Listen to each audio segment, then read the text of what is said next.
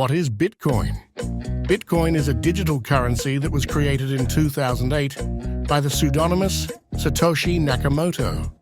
It is the world's first energy-backed digital money.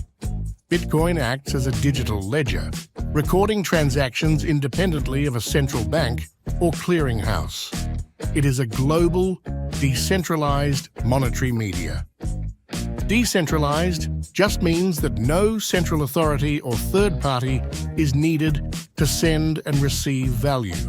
The Bitcoin white paper explains Bitcoin as a peer-to-peer electronic cash system. Bitcoin is also the most powerful computer network in the world. The network is made up of miners, nodes, and anyone with a Bitcoin balance. Miners use energy to verify transactions, and nodes keep track of who owes what to whom. Bitcoin presents a mathematically engineered solution to inflation, global commerce, wasted energy, and economic censorship. To sum it all up, Bitcoin fixes broken money. For more information on Bitcoin mining, be sure to check out our website at simplemining.io.